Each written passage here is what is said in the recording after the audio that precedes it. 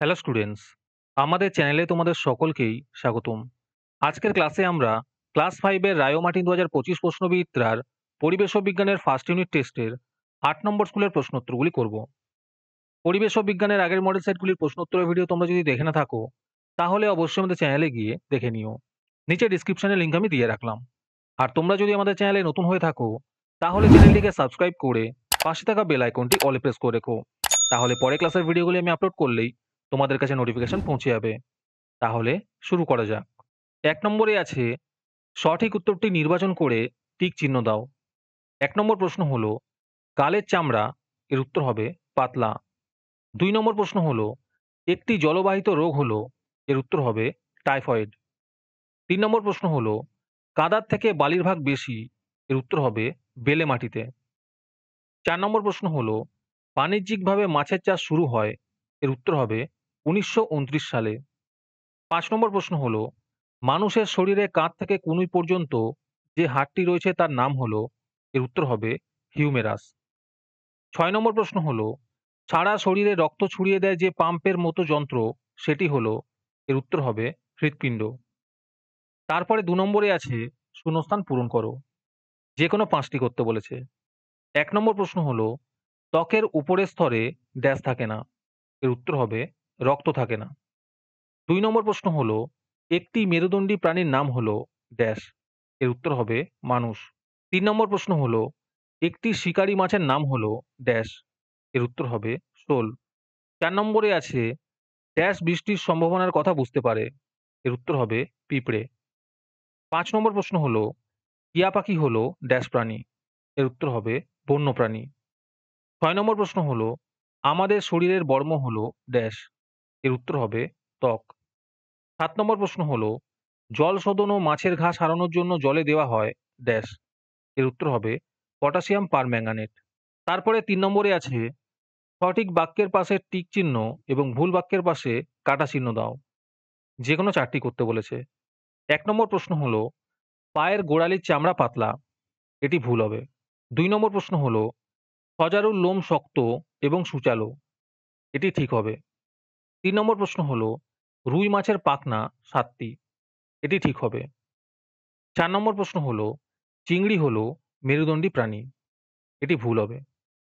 ৫ নম্বর প্রশ্ন হলো ত্বকে রোদ লাগলে ভিটামিন ডি তৈরি হয়, এটি ঠিক হবে। ৬ নম্বর প্রশ্ন হলো গন্ডারের খড়গ শক্ত হাড় দিয়ে তৈরি, এটি ভুল হবে। তারপরে আছে বাম দিকের সঙ্গে ডান দিক মেলাও। ১ নম্বরে আছে কাঁধ থেকে কুনোই, এর উত্তর হবে হিউমেরাস। ২ নম্বরে আছে মেরুদণ্ড, এর উত্তর হবে কশেরুকা। ৩ নম্বরে আছে কুনোই থেকে কবজি, এর উত্তর হবে আলনা ও রেডিয়াস। ৪ নম্বরে আছে কোমর থেকে হাঁটু, এর উত্তর হবে ফিমার। ৫ নম্বর প্রশ্ন হলো হাঁটুর নিচ থেকে গোড়ালি, এর উত্তর হবে টিবিয়া ও ফিবুলা। তোমাদের মধ্যে থেকে যে কোনো ১৫ জন আজকের ক্লাসের পিডিএফটি ফ্রিতে পেতে পারো। তার জন্য তোমাদের এই ভিডিওতে লাইক, সাবস্ক্রাইব এবং কমেন্টের মধ্যে #ফ্রি পিডিএফ লিখতে হবে। এই ভিডিওতে যখন ৫০টি লাইক এবং ৫০টি সাবস্ক্রাইব হয়ে যাবে, তারপরেই আমরা এই ভিডিওর কমেন্টের মধ্যে থেকে র্যান্ডমলি যে কোনো ১৫ জনকে বেছে নিয়ে তাদের সাথে যোগাযোগ করে ফ্রি পিডিএফটি দিয়ে দেব। আর যারা আগে থেকেই আমাদের চ্যানেলটি সাবস্ক্রাইব করে রেখেছো, তারা শুধু লাইক এবং কমেন্ট করলেই হবে।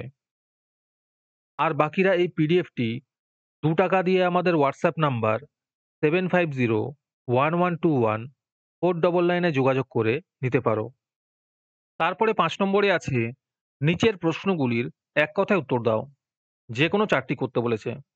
১ নম্বর প্রশ্ন হলো মাটির সজীব জৈব উপাদানের নাম কি? এর উত্তর হবে কেঁচো।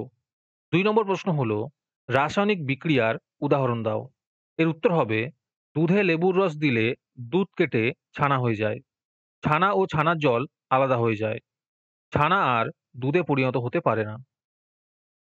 ৩ নম্বর প্রশ্ন হলো কোচবিহারের একটি জলাভূমির নাম লেখো। এর উত্তর হবে রসিক বিল। ৪ নম্বর প্রশ্ন হলো একটি ঔষধি গাছের নাম লেখো। এর উত্তর হবে নিম গাছ। ৫ নম্বর প্রশ্ন হলো বয়স বাড়লে চুল সাদা হয়ে যায় কেন? এর উত্তর হবে মেলানিন কমে যাওয়ার ফলে। ৬ নম্বর প্রশ্ন হলো জ্বর চিকিৎসা করা হয় কোন রোগ হলে? এর উত্তর হবে যক্ষ্মা রোগ হলে।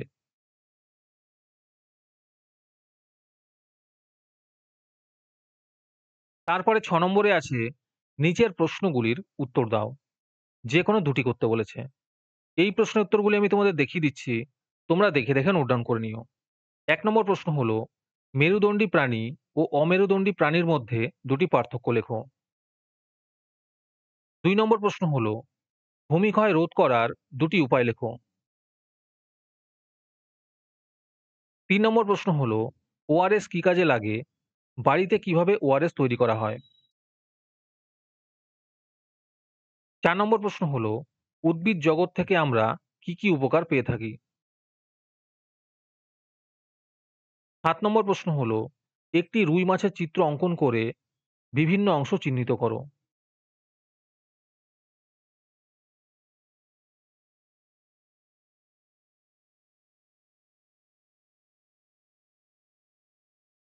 আজকের ক্লাসটি তোমাদের ভালো লেগে থাকলে অবশ্যই একটি লাইক এবং বন্ধুদের কাছে শেয়ার করে দিও।